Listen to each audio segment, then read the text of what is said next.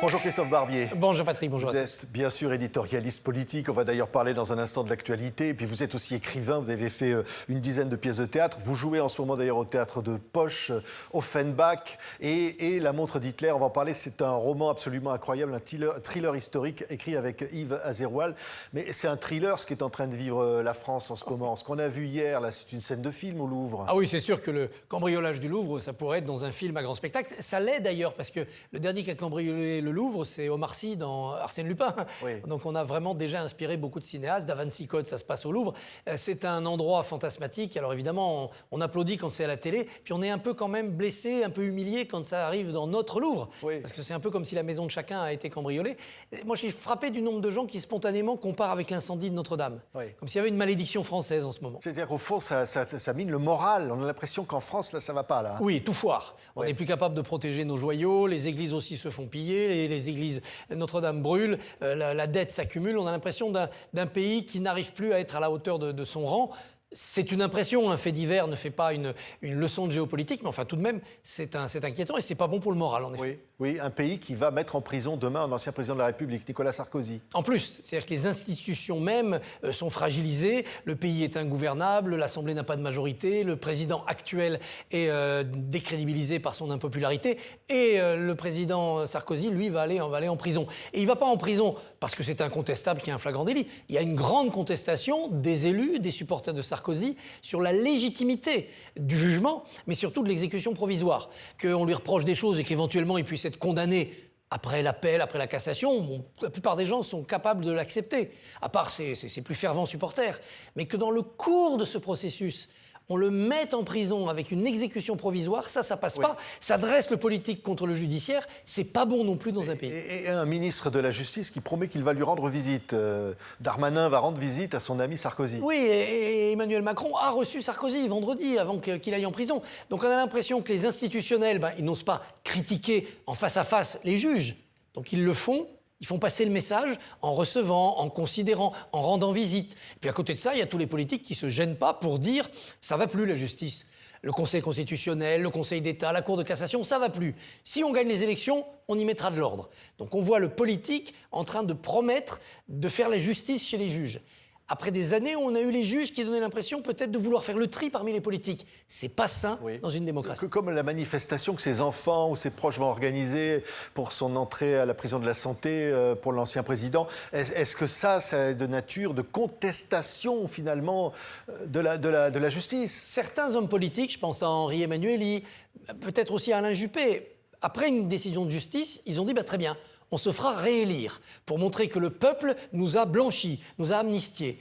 Là, c'est un peu pareil pour Nicolas Sarkozy. La foule, demain, ça sera pour témoigner qu'il reste populaire. Il y a aussi une tribune de Chiraciens dans le Figaro ce matin, Barouin, Jacob, c'est-à-dire des gens qui ont combattu Sarkozy quand il était avec Balladur, qui là disent c'est quelqu'un qui est des nôtres, c'est notre camarade, et donc nous ne le laissons pas tomber. C'est étrange comme on essaye de mettre une légitimité populaire et politique face à la justice. C'est l'image de la France finalement qui est affectée globalement. Oui. Vous disiez à l'instant, Christophe Barbier, évidemment, on ouvre le débat budgétaire à l'Assemblée nationale. On sait d'ores et déjà la promesse qui a été faite aux socialistes de reporter la réforme de la retraite. On a vu Standard & Poor's qui a dégradé la note de la France. Donc là, on a l'impression que la France est dans une marche en avant sans majorité claire en attendant l'élection présidentielle. Bien sûr, tout devient chaotique, les institutions ne fonctionnent plus, en tout cas plus comme elles devraient, puisque la Ve République s'était fait pour donner la stabilité. On l'a plus. Les comptes publics, n'en parlons pas, ils sont à volo.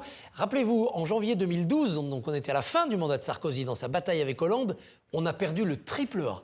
Et voilà que maintenant, on n'est même plus parmi les double A, on est en dessous. Donc on est vraiment une puissance qui est un peu humiliée et dévalorisée dans sa capacité à répondre aux attentes des créanciers. Et puis des demandes finalement d'élections anticipées, dissolution de l'Assemblée nationale, voire destitution, démission du président de la République. Est-ce que Emmanuel Macron est plus seul que jamais là en ce moment? Tout président de la République est seul. Emmanuel Macron a cultivé la solitude. Donc il n'a pas à demander des explications, il n'a pas à demander de la compassion.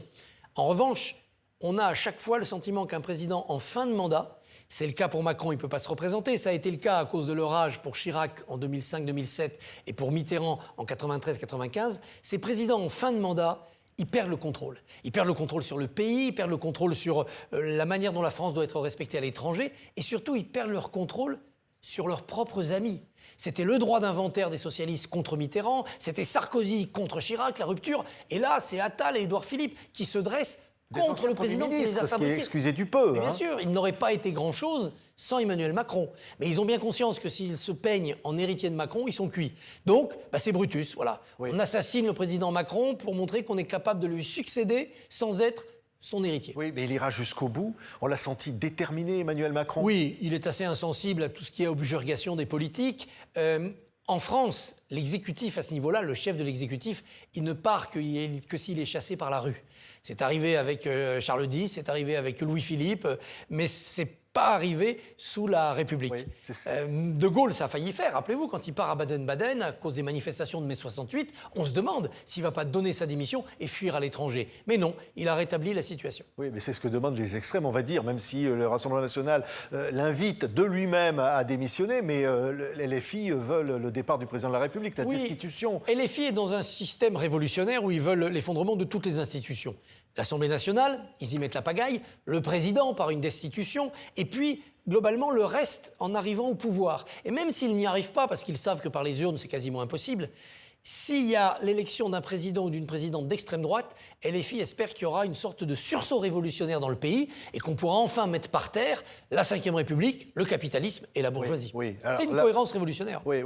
Je suis ravi d'accueillir Christophe Barbier, non pas seulement l'homme de théâtre, mais là, l'écrivain, le romancier, donc avec Yves Azerwal, aux éditions Studio Fact. Alors là, c'est La montre d'Hitler. C'est un roman basé sur une histoire vraie. C'est un thriller historique absolument incroyable. J'allais presque dire, il faut le lire pour savoir... Et on va découvrir dans le livre qu'il y a des éléments très actuels, finalement. Oui. D'abord, il y a le début et la fin sont exacts. En effet, Hitler s'est fait offrir une montre avec les dates clés de son ascension, avec son chiffre, ses initiales, pour son anniversaire, le 20 avril 1933. Il venait de gagner les législatives, il avait les pleins pouvoirs.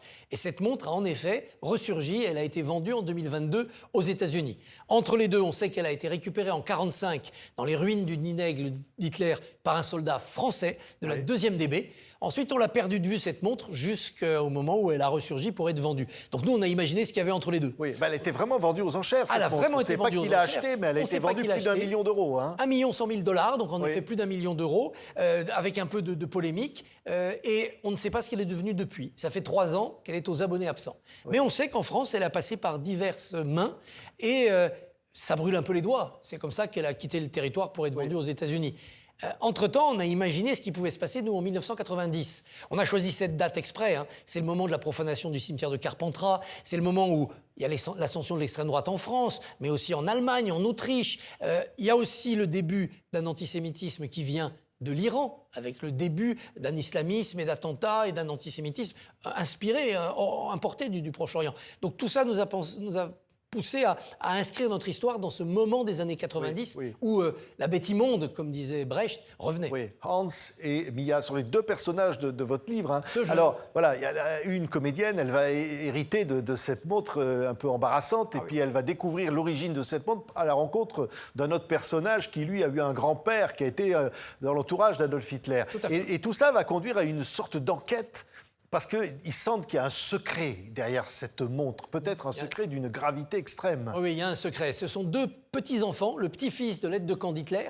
Il pensait son grand-père mort en 1945, et quand le mur tombe en 1989, il est libéré des geôles soviétiques avec son poids de secret. Et elle, au contraire, elle est la petite-fille du soldat de la 2e DB qui a récupéré la montre dans les ruines du nid-d'aigle d'Hitler. Et ils vont se rencontrer, en effet, le secret de cette montre. Et on a mis là toutes les mythologies du néonazisme. Hitler n'est pas mort. Hitler a eu des enfants. Il y a un trésor nazi caché quelque part, des tableaux, des lingots d'or. Ça, on l'a entendu. Ah oui, on l'a entendu. On l'entend. Il aurait laissé un plan avec un trésor caché. Et on a trouvé encore, il y a quelques mois, en Pologne, des fûts avec des lingots d'or dedans, cachés par la SS. Donc, il y a une réalité, puis il y a un fantasme. L'idée que ça serait des milliards et des milliards de Reichsmark qui permettraient au nazisme de repartir sur de bonnes bases. Ce mythe néo-nazi, il s'éteint tout doucement, évidemment, mais il est encore vivace. Le néo-nazisme n'est pas mort. Et en même temps, il y a l'antisémitisme qui vient du Proche-Orient et qui retrouve aussi ceux qui, d'Irak, de Palestine ou à l'époque d'Iran, s'étaient associés avec le Reich, étaient fascinés par le Reich. Le grand moufti de Jérusalem,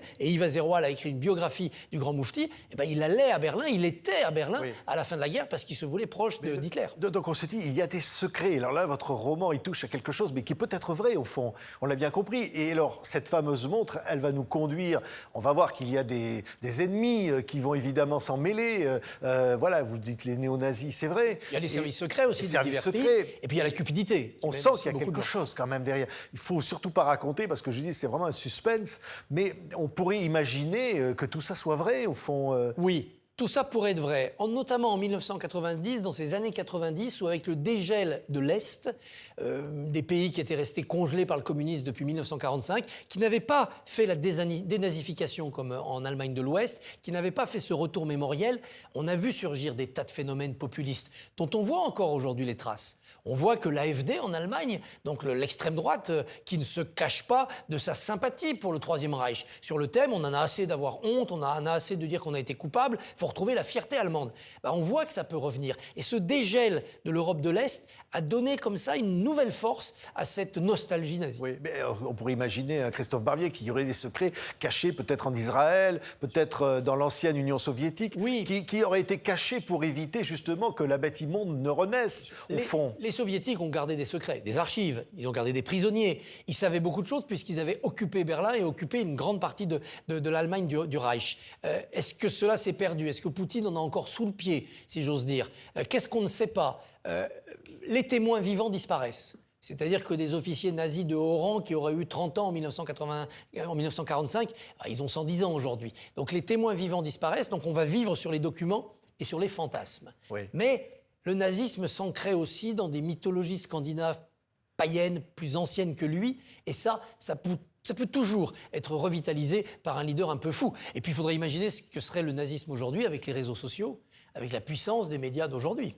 Oui. Je ne veux surtout pas dévoiler quoi que ce soit du bouquin, mais si je dis cette phrase, les objets les plus ordinaires cachent souvent des secrets vénéneux. Donc on va découvrir ça. Vous dites aussi peut-être que cette montre aurait été le bien le plus précieux du Troisième Reich. Vous posez la question, on va aller voir les banques suisses. Les secrets seraient-ils dans les chiffres? Et enfin, est-ce qu'un quatrième Reich aurait pu être envisagé et qu'au fond, ces secrets nous en protègent? Oui, je pense que si le nazisme devait ressurgir politiquement, avant de prendre le pouvoir, il aurait évidemment contre lui une bonne partie des démocrates de cette planète. Il lui faudrait beaucoup d'argent. Où trouverait-il cet argent? Il y a ceux qui pensent qu'il y a un trésor caché, il y a ceux qui pensent que pas mal de gens seraient prêts à financer pour avoir de l'ordre un mouvement aussi rude. Les industriels qui ont fait la montée d'Hitler, au départ, ils ne le faisaient pas parce qu'ils adhéraient à Mein Kampf, qu'ils trouvaient un peu ridicule. Ils le faisaient parce qu'ils voulaient faire du business, ils avaient besoin d'ordre dans le pays, et ils ont allumé un incendie qui les a dévorés. La meilleure façon de raconter cela, c'est les damnés. Le film de Visconti, qui a été joué en pièce de théâtre à la Comédie Française, les damnés montrent bien comment, quand les puissances d'argent se mettent au service du mal, elles sont à la fois portées et dévorées par ce mal. Merci beaucoup, Christophe. C'est absolument fantastique. J'adore ce livre. C'est un suspense. Vous n'allez pas décrocher jusqu'à la dernière ligne parce que vous allez vouloir savoir vraiment le secret qui est caché derrière tout ça. Vous êtes au Théâtre de Poche dès ce soir. Vous allez nous jouer du Victor Hugo. Chose vue à partir du 8 novembre. Ça sera donc Offenbach et les Trois Empereurs. Merci beaucoup, Christophe Barbier, d'avoir été notre invité. Bonne journée.